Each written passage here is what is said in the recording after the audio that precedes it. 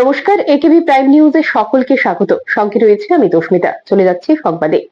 মঙ্গলবার মুম্বাইয়ে ফরাসি রাষ্ট্রপতি ইমানুয়েল ম্যাক্রোর সাথে দ্বিপাক্ষিক আলোচনা করেন প্রধানমন্ত্রী নরেন্দ্র মোদী। এটি ছিল ফরাসি রাষ্ট্রপতি ইমানুয়েল ম্যাক্রোর চতুর্থ ভারত সফরের অংশ। এদিন দুই রাষ্ট্রনেতা লোকভবনে দেখা করেন, যেখানে আলোচনা শুরু করার আগে তাদের উষ্ণ আলিঙ্গন ভাগ করে নিতে দেখা যায়। বৈঠকে ভারত ফ্রান্স কৌশলগত অংশীদারিত্বের অগ্রগতি পর্যালোচনা এবং গুরুত্বপূর্ণ ক্ষেত্রগুলোতে সহযোগিতা আরো গভীর করার উপায় অনুসন্ধানের উপর আলোকপাত করা হয়। প্রধানমন্ত্রী নরেন্দ্র মোদী রাষ্ট্রপতি ম্যাক্রোকে তার আগমনে স্বাগত জানান। এরপর দ্বিপাক্ষিক আলোচনা অনুষ্ঠিত হয়। এই আলোচনা ভারত ও ফ্রান্সের মধ্যে সম্পর্ক আরো জোরদার করবে বলে আশা করা হচ্ছে, যার মধ্যে কৌশলগত সহযোগিতা, বাণিজ্য, প্রতিরক্ষা সহযোগিতা এবং পারস্পরিক স্বার্থের বৈশ্বিক বিষয়গুলোর উপর আলোকপাত করা হবে। আসন্ন এডিসি নির্বাচনকে সামনে রেখে রাজ্য রাজনীতিতে ফের একবার সরগরম পরিস্থিতি তৈরি হয়েছে। জনজাতি অধ্যুষিত এলাকায় প্রভাব বিস্তারকে কেন্দ্র করে রাজনৈতিক দলগুলোর মধ্যে টানাপোড়েনের আবহের মধ্যেই বিভিন্ন দলে ভাঙনের চিত্র সামনে আসছে। মঙ্গলবার ডেমছড়া ও কচুছড়া এলাকায় প্রায় 215 জন ভোটার বিভিন্ন রাজনৈতিক দল ছেড়ে বিজেপিতে যোগদান করেন। এই জনসভায় মুখ্যমন্ত্রী তার বক্তব্যে উন্নয়ন ও গণতন্ত্র রক্ষার স্বার্থে ষড়যন্ত্রের বিরুদ্ধে সবাইকে ঐক্যবদ্ধ হবার পাশাপাশি এডিসিতে উন্নয়ন ও দুর্নীতিমুক্ত প্রশাসন দেবার প্রতিশ্রুতি দেন। ত্রিপুরায় তিপ্রাল্যান্ড ও গ্রেটার তিপ্রাল্যান্ডের নামে সহজ সরল জনজাতিদের বিভ্রান্ত করা হচ্ছে। মঙ্গলবার ঊনকোটি জেলার ডেমডুমে এক সুবিশাল জনজাতি সমাবেশে কড়া ভাষায় আক্রমণ শানালেন মুখ্যমন্ত্রী অধ্যাপক ডক্টর মানিক সাহা। জনসভায় বক্তব্য রাখতে গিয়ে তিনি অভিযোগ করেন, এ রাজ্যে কখনো তিপ্রাল্যান্ড তো কখনো গ্রেটার তিপ্রাল্যান্ডের নামে সহজ সরল জনজাতি ভাই বোনদের বিভ্রান্ত করা হয়েছে। তিনি বলেন, এডিসির ক্ষমতায় বসার উন্নয়নকে প্রহসনে পরিণত করা হয়েছে। গণতন্ত্রকে ভুলণ্ঠিত করে কখনো গাড়িতে আক্রমণ, কখনো বাড়িতে আক্রমণ, কখনো পতাকা ফেলে দিয়ে নৈরাজ্যের পরিবেশ তৈরি করে সরকারকে আটকানোর অপচেষ্টা চলছে। তিনি আরো দাবি করেন, এই ধরনের কার্যকলাপ রাজ্যের শান্তি ও সামাজিক সম্প্রীতির পরিবেশ নষ্ট করছে। সাধারণ মানুষকে সচেতন থাকার আহ্বান জানিয়ে মুখ্যমন্ত্রী বলেন, উন্নয়ন ও গণতন্ত্র রক্ষার স্বার্থে এসব ষড়যন্ত্রের বিরুদ্ধে সবাইকে ঐক্যবদ্ধ হতে হবে। মুখ্যমন্ত্রী এদিন তার বক্তব্যে এডিসিতে উন্নয়ন করে দেবার পাশাপাশি দুর্নীতিমুক্ত প্রশাসন দেবার প্রতিশ্রুতি দেন।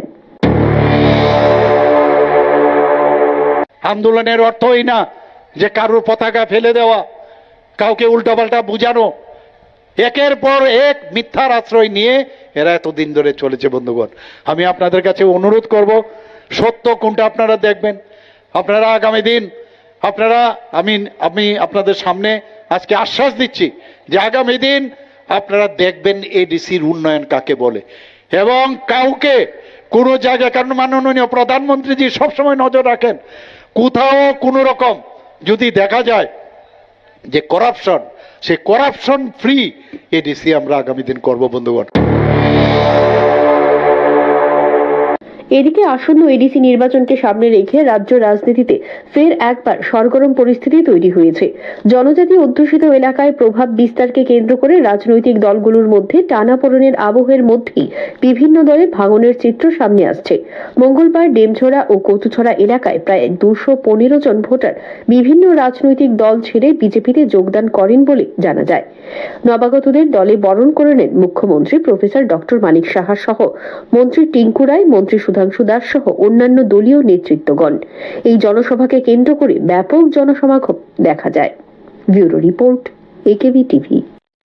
নিজেদের চেয়ারের জোরে অনেকে সাংবাদিকদের বিরুদ্ধে অভদ্র ভাষায় উল্টাপাল্টা মিথ্যা কুৎসা রটাচ্ছে। মঙ্গলবার ফটিকরায়ে আয়োজিত এক প্রকাশ্য সমাবেশে এর বিরুদ্ধে তীব্র প্রতিবাদ জানালেন মুখ্যমন্ত্রী ডক্টর মানিক সাহা। তিনি বলেন, আমরা জানি যে গণতন্ত্রের চতুর্থ স্তম্ভ হলো সাংবাদিক। এই সরকার আসার পর আমরা কিন্তু সাংবাদিক বান্ধব। আমরা যেমন সব মানুষের বান্ধব, সবকা সাথ সবকা বিকাশের যে বাজেট এসেছে সেক্ষেত্রে বলতে চাই যে সাংবাদিক বান্ধব আমরা। আজকে এখান থেকে আমি বলতে চাই, অনেকে নিজেদের চেয়ারের জোরে সাংবাদিকদের উল্টাপাল্টা কথা বলেন, অভদ্র ভাষা ও মিথ্যার যে আশ্রয় নিয়েছে, আমি তার তীব্র প্রতিবাদ করি। এটা কোনো কালচার না, সেগুলো কোনো অবস্থায় বরদাস্ত করব না বলে তিনি জানান। চতুর্থ স্তম্ভ সাংবাদিক আমাদের জন্য, এবং এই সরকার আসার পর আমরা কিন্তু সাংবাদিক বান্ধব।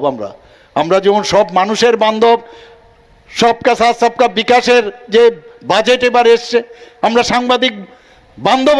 আমি এখান থেকে আমি বলতে চাই, অনেকে নিজেদের চেয়ারের জোরে অনেকে সাংবাদিকদেরকে উল্টাপাল্টা কথাবার্তা বলেন এবং অভদ্র ভাষা এবং মিথ্যা যে কথার আশ্রয় নিয়েছে, আমি তার তীব্র প্রতিবাদ করি। এটা আমাদের কালচার নয়, না অন্যেরও কালচার। সেইগুলো কোনো অবস্থায় আমরা বরদাস্ত করব না বন্ধুগণ, এবং আগামী দিন সেইগুলো আমরা যা করার আমরা করব।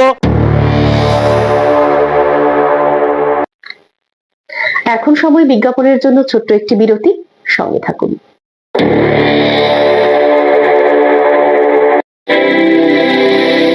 North east institute of nursing science Tripura রাজ্যে বিশ্বমানের পরিকাঠামোর সাথে ডিজিটাল ক্লাসরুম, নিজস্ব হসপিটাল ও দক্ষ ফ্যাকাল্টির দ্বারা BSc nursing, GNM nursing, ANM nursing course পরিচালিত করছে।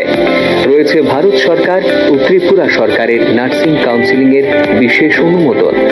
এছাড়াও ইন ক্যাম্পাস রয়েছে উন্নত মানের hostel facility, laboratory, library, indoor sports zone, ওয়াইফাইয়ের সুবিধা। ছাত্রছাত্রীদের জন্য রয়েছে বাসের ফ্যাসিলিটি।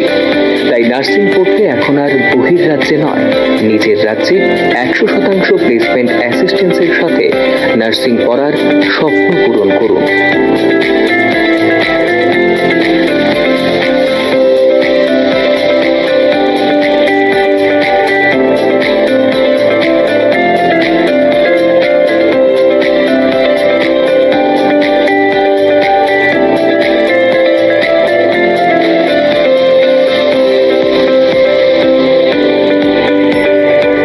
জন্য আজই যোগাযোগ করুন north east institute of nursing science, Agartala, Amtali bypass. Phone নম্বর 7085155609, 7005127202, 0381231506, 8257808056, অথবা ভিজিট করুন www.neins.ind.in, a unit of Devlook Hospital.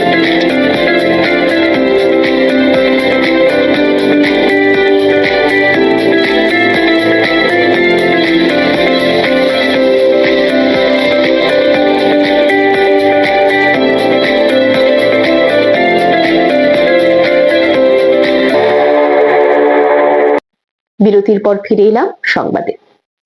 এক বা দুই নয়, দীর্ঘ 34 বছর পর পুরুষ প্রধানমন্ত্রী পেল বাংলাদেশ। মঙ্গলবার প্রধানমন্ত্রী হিসেবে শপথ নিলেন বিএনপির চেয়ারম্যান তারেক রহমান। রাষ্ট্রপতি মোহাম্মদ শাহাবুদ্দিন তাকে শপথ বাক্য পাঠ করান। জাতীয় সংসদ ভবনের দক্ষিণ প্লাজায় এই শপথ গ্রহণ অনুষ্ঠান হয়।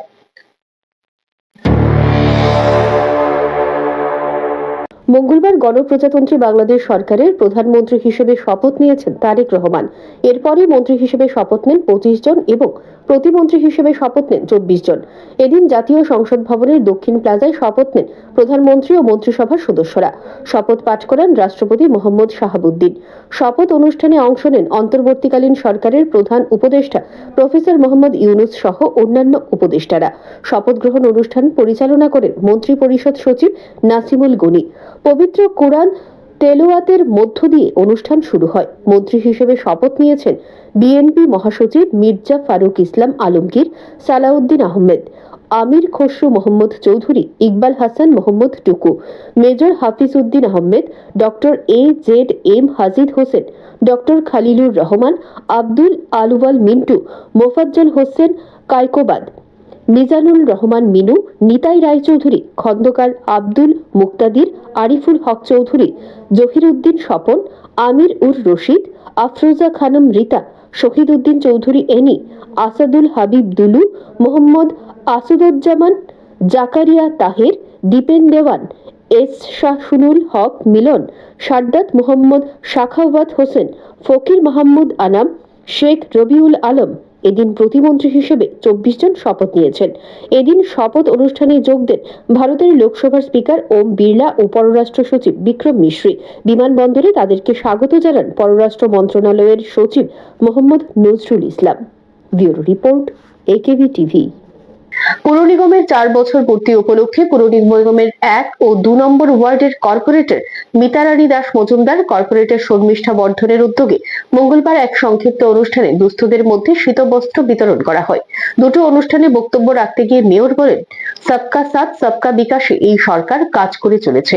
আগের সরকার আমলে জনগণ তাদের চাহিদা সুযোগ সুবিধা নিয়ে বলার সুযোগ পায়নি। বর্তমান সরকারের আমলে প্রত্যেক দিন মানুষের সঙ্গে মানুষের চিন্তা প্রত্যেকটি জনপ্রতিনিধি করে বলে সবাই ব্যস্ত থাকে।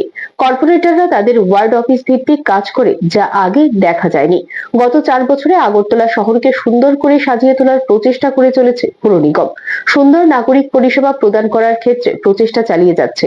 এই ক্ষেত্রে তিনি জনগণের সহযোগিতা কামনা করেন। আমাদের একমাত্র সরকার বা আমাদের দলের যারা প্রতিনিধি বা যে পর্যায়ে আছে, আমরা প্রত্যেকদিন মানুষের সঙ্গে মানুষের চিন্তা ভাবনায় কাজ করি বলে সবাই ব্যস্ত থাকে। অনেক সময় বলে আপনারা এত ব্যস্ত কেন? কারণ বলে এই কথা থেকেই তাদের দোষ নেই। তারা দেখেছে আগে যারা এখানে নেতৃত্ব দিচ্ছিল যে দলে যে বলার চেষ্টা করছে দিলীপবাবু, তাদের ব্যস্ততা ছিল পার্টি অফিসে, মানুষকে নিয়ে নয়। আর আমাদের কাজ হচ্ছে ওয়ার্ড অফিসে মানুষকে দিয়ে। আমাদের ওয়ার্ড অফিসে সবাই সমস্ত অংশের মানুষের অবাধ, যাদের অবাধ সুযোগ সুবিধা আছে ওয়ার্ডে বসে এই ওয়ার্ডের কি কাজ করবো উন্নয়ন কাজ তোমার আলোচনার ভিত্তিতে সিদ্ধান্ত নিয়ে আমাদের কর্পোরেটর কাজ করে। প্রয়াত হলেন প্রাক্তন ভাইস চেয়ারম্যান ভুবনেশ্বরী দেববর্মা। মঙ্গলবার তার বাড়িতে গেলেন রাজ্যের প্রাক্তন মুখ্যমন্ত্রী মানিক সরকার, প্রাক্তন মন্ত্রী মানিক দে ও শঙ্কর প্রসাদ দত্ত সহ অন্যান্যরা। সেখানে গিয়ে তারা ভুবনেশ্বরী দেববর্মার ছেলেদের সঙ্গে কথা বলেন ও তাদের সঙ্গে কিছুটা সময় কাটান। এদিন সংবাদ মাধ্যমের মুখোমুখি হয়ে প্রাক্তন মুখ্যমন্ত্রী মানিক সরকার বলেন, ভুবনেশ্বরী দেববর্মা আগরতলা পুরসভার সহ সভানেত্রী ছিলেন। চাকুরি করতেন কেন্দ্রীয় সরকারের পোস্ট অফিস দপ্তরে। চাকুরি শেষ হবার 2 থেকে 3 বছর আগে এই এলাকার গণতান্ত্রিক নাগরিকরা যখন তাকে আবেদন করলেন, আমরা নির্বাচনে আপনাকে দাঁড় করাতে চাই, তখন তিনি এই আবেদনে সাড়া দেন। তিনি বুঝতে পারেন নির্বাচনে লড়তে গেলে চাকুরিতে থাকা সম্ভব না। সেই চাকুরি থেকে তিনি তখনই অব্যাহতি নিয়ে এই নির্বাচনে দাঁড়ান। পরপর 2 বার তিনি নির্বাচিত হন বলে তিনি জানান।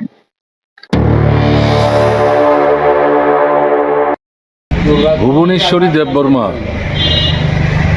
তিনি আমাদের আগরতলা পৌরসভার সহ সভানেত্রী ছিলেন। চাকরি করতেন কেন্দ্রীয় সরকারের পোস্ট অফিস দপ্তরে। চাকরি শেষ হওয়ার 2 থেকে 3 বছর আগে অব্যাহতি নিয়ে এই এলাকার গণতান্ত্রিক নাগরিকরা যখন তাকে আবেদন করলেন, আমরা নির্বাচনে আপনাকে দাঁড় করাতে চাই, তখন তিনি এই আবেদনে সাড়া দেন এবং বুঝতে পারেন এই নির্বাচনে দাঁড়াতে গেলে চাকরিতে থাকা সম্ভব না, এবং সেই চাকরি থেকে তখনই তিনি অব্যাহতি নিয়ে এই নির্বাচনে দাঁড়ান। পরপর 2 বার তিনি নির্বাচিত হন, সহ সভানেত্রী হন। অত্যন্ত দায়িত্বশীলতার সাথে তিনি তার দায়িত্ব পালন করার চেষ্টা করেছেন।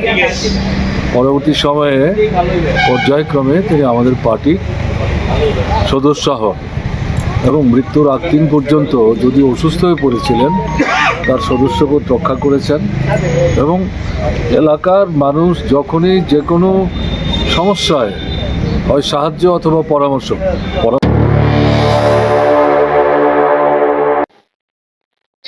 বিজেপি সরকার ধাপে ধাপে রেগাকে দুর্বল করেছে। মনরেগা বাতিলের সিদ্ধান্ত কর্পোরেটদের স্বার্থে নেওয়া হয়েছে। অর্থনৈতিকভাবে দুর্বল মানুষের অধিকার ও কল্যাণ রক্ষার লক্ষ্যে এই আন্দোলন। কেন্দ্রীয় সরকারের বিরুদ্ধে লোকপাল ভবন অভিযান কর্মসূচিতে বক্তব্য রাখতে গিয়ে এই কথা বলেন প্রদেশ কংগ্রেস সভাপতি আশিস কুমার সাহা। এই কর্মসূচিতে মনরেগার পাশাপাশি আমেরিকার সাথে ঐতিহাসিক বাণিজ্য চুক্তি স্বাক্ষর নিয়ে সরব হন বিধায়ক সুদীপ রায় বর্মন। তিনি এই ইস্যুতে কেন্দ্রীয় সরকারের ভূমিকা নিয়ে সমালোচনায় মুখর হন। বিজেপি সরকার ধাপে ধাপে MGNরেগাকে দুর্বল করেছে। মনরেগা বাতিলের সিদ্ধান্ত কর্পোরেটদের স্বার্থে নেওয়া হয়েছে, যার ফলে গ্রামীণ মানুষ অনিশ্চয়তার মুখে পড়ছে। মঙ্গলবার মনরেগা পুনর্বহালের দাবিতে রাজ্যপাল নিবাস অভিযান শেষে অভিযোগ তুলেন প্রদেশ কংগ্রেস সভাপতি আশিস কুমার সাহা। এদিন স্বামী বিবেকানন্দ ময়দান থেকে বিজেপি নেতৃত্বাধীন কেন্দ্রীয় সরকারের বিরুদ্ধে লোকপাল ভবন অভিযান কর্মসূচি পালন করেছে প্রদেশ কংগ্রেস। কংগ্রেসের দাবি, এই সিদ্ধান্তের বিরুদ্ধে রাজ্য জুড়ে সাধারণ মানুষ প্রতিবাদ জানাচ্ছে এবং অবিলম্বে MGNরেগা পুনর্বহালের দাবি তুলছেন কংগ্রেস নেতৃত্ব। এই কর্মসূচিতে কংগ্রেসের নেতা, কর্মী ও সমর্থকদের উল্লেখযোগ্য উপস্থিতি এদিন লক্ষ্য করা যায়। সমাবেশে বক্তব্য রাখতে গিয়ে প্রদেশ কংগ্রেস সভাপতি আশিস কুমার সাহা বলেন, অর্থনৈতিকভাবে দুর্বল মানুষের অধিকার ও কল্যাণ রক্ষার লক্ষ্যেই আজকের আন্দোলন। গত 10 জানুয়ারি থেকে রাজ্যে এই প্রতিবাদ শুরু হয়েছে।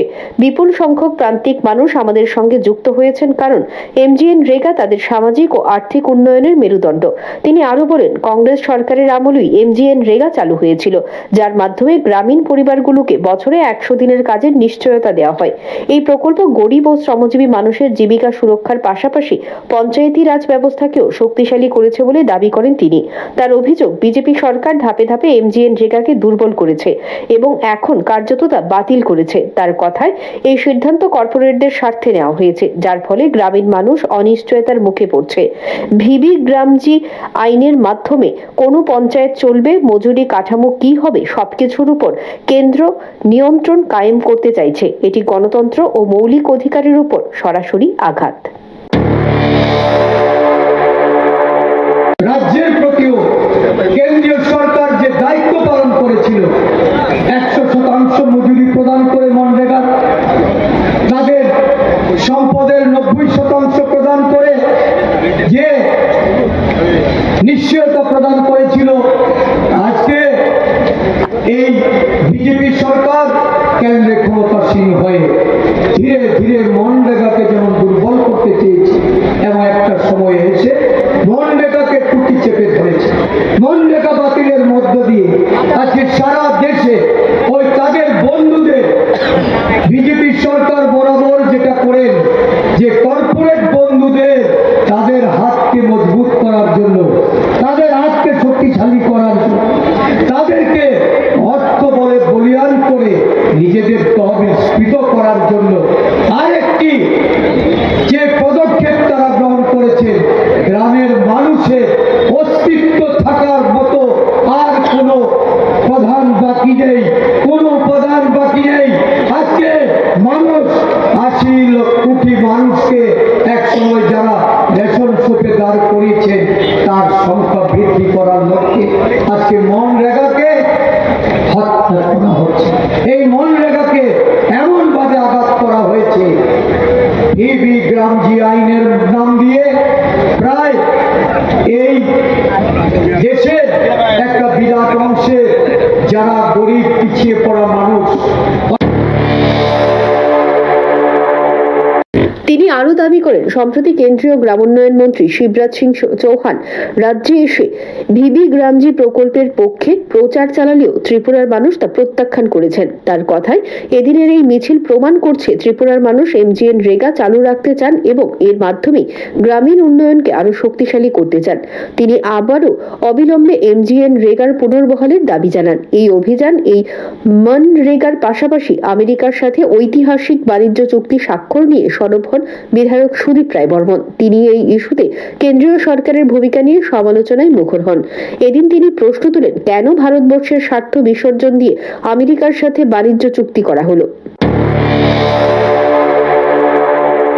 একটা ট্রেড ডিল স্বাক্ষরিত করতে চলে হয়ে গেছে, অফিসিয়ালি স্বাক্ষরিত হবে।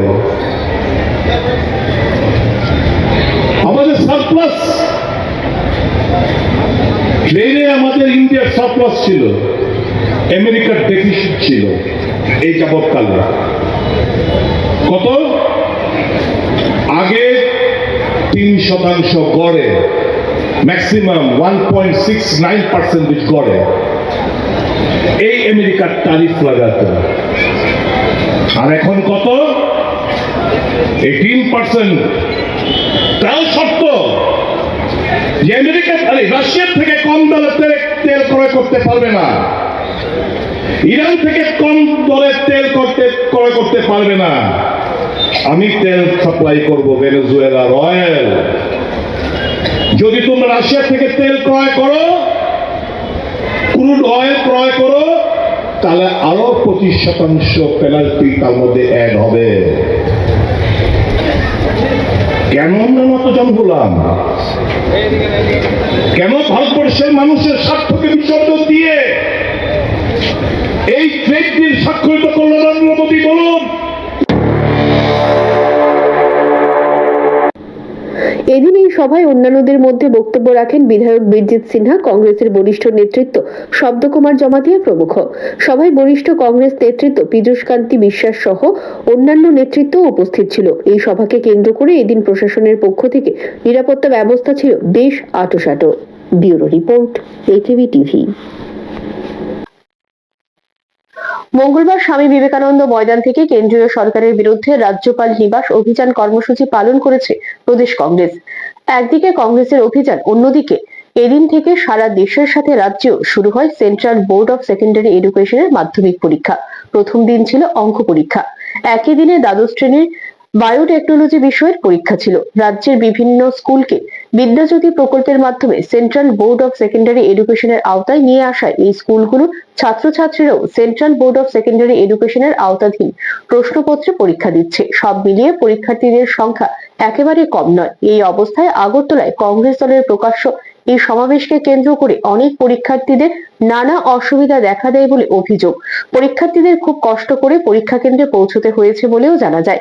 এই সভাকে কেন্দ্র করে প্রশাসনের ভূমিকা নিয়ে উঠছে বিভিন্ন মহলে নানা প্রশ্ন। এদিকে এ বিষয়ে জনৈক অভিভাবক সংবাদ মাধ্যমের মুখোমুখি হয়ে প্রতিক্রিয়া ব্যক্ত করেন। কি বলবো, করা উচিত। ওদেরও বাচ্চারা নিশ্চয়ই পরীক্ষা দিয়েছে, আমাদের বাচ্চারা এখন পরীক্ষা দিয়ে সকালবেলা এসছি, এখন এইভাবে হেঁটে হেঁটে যেতে হচ্ছে। গিয়ে অটো পাবো কি পাবো না এটার উপর। কোনখান থেকে এসছেন? তো ওই সার্কিট হাউসে নামিয়ে দিয়েছে, এখন হেঁটে যাচ্ছি রাধানগর। গিয়ে এখন দেখি রাধানগর অটো পাবো না। কিরকম পরিশানি হইতেছে? কিরকম পরিশানি হয়েছে এটা তো বলার কোনো ইয়ে রাখে না, মানে রাখে না।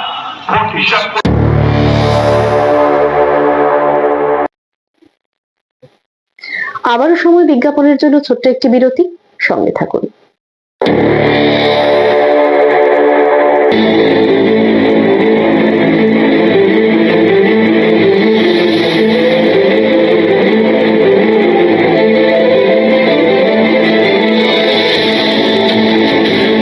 বলবেন আপনারা, শুনবো এবং শোনাবো আমরা।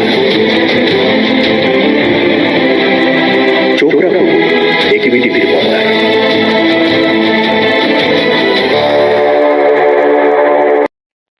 বিরতির পর স্বাগত সংবাদে। নির্ধারিত সূচি অনুসারে মঙ্গলবার থেকে শুরু হয়েছে সেন্ট্রাল বোর্ড অফ সেকেন্ডারি এডুকেশনের মাধ্যমিক পরীক্ষা। প্রথম দিন ছিল অঙ্ক বিষয়ের পরীক্ষা। এদিন সকাল 10:30 থেকে দুপুর 1:30 পর্যন্ত চলে এই পরীক্ষা। প্রসঙ্গত, রাজ্যের বিভিন্ন স্কুলকে বিদ্যাজ্যোতি প্রকল্পের মাধ্যমে সেন্ট্রাল বোর্ড অফ সেকেন্ডারি এডুকেশনের আওতায় নিয়ে আসা হয়েছে। এই স্কুলগুলোর ছাত্রছাত্রীরাও সেন্ট্রাল বোর্ড অফ সেকেন্ডারি এডুকেশনের আওতাধীন প্রশ্নপত্রে পরীক্ষা দিচ্ছেন। এদিন রাজ্যের বিভিন্ন স্কুলের পরীক্ষা হলের বাইরে দাঁড়িয়েছিলেন অভিভাবকরা। পরীক্ষাকে কেন্দ্র করে ছাত্রছাত্রী সহ অভিভাবকদের মধ্যে ব্যাপক উৎসাহ লক্ষ্য করা গেছে।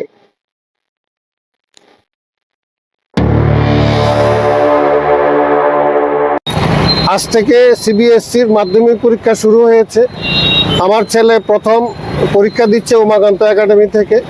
আশা করি তার পরীক্ষা ভালো হবে এবং যারা সঙ্গে যারা আছে তাদেরও খুব ভালো হবে।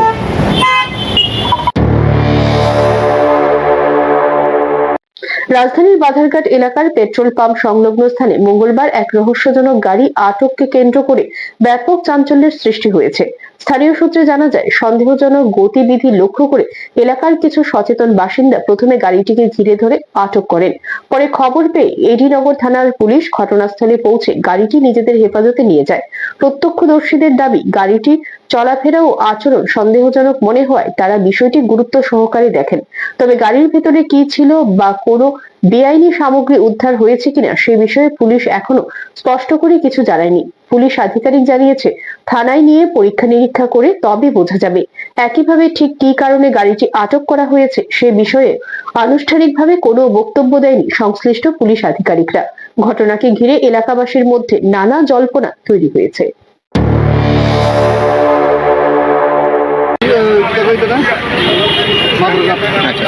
মাদারঘাটে মানে পাবলিক আটকে রাখছে, আমি তো আইছি ঘুরিয়া এটা কি আছে না আছে এটা তো আমি সঠিক করতে পারি না। এটা তো যাই আছে দেখলে ভুল যাইব। কি কারণে আটক করছে? নির্মাণের কয়েক বছরেই অস্তিত্ব সংকটে রাস্তা। এই চিত্র চরিলাম ব্লকের অধীন বাসতলী এডিসি ভিলেজের একাধিক এলাকায় দীর্ঘদিন ধরে সংস্কার না হওয়ায় ক্ষোভে ফুঁসছে এলাকাবাসী। চরিলাম ব্লকের অধীন বাসতলী এডিসি ভিলেজের একাধিক এলাকার মানুষ চরম ভোগান্তির মধ্য দিয়ে দিন কাটাচ্ছেন। জোরতলি, ননজলা, বয়রামুড়া, গর্জনতলি ও জাঙ্গালিয়া এলাকায় সংযোগকারী রাস্তাটি দীর্ঘদিন ধরে বেহাল অবস্থায় পড়ে থাকায় ক্ষোভে ফুঁসছে স্থানীয় বাসিন্দারা। এলাকাবাসীর অভিযোগ, 2018 সাল থেকেই রাস্তাটির অবস্থা ক্রমশ খারাপ হতে শুরু করে। বর্ষাকালে পুরো রাস্তা কাদায় পরিণত হয় আর শুখা মরশুমে ধুলোয় ঢেকে যায় চারপাশ। এর ফলে স্কুল পড়ুয়া, রোগী, প্রবীণ নাগরিক সহ সাধারণ মানুষের চলাচল কার্যত দুর্বিষহ হয়ে উঠেছে।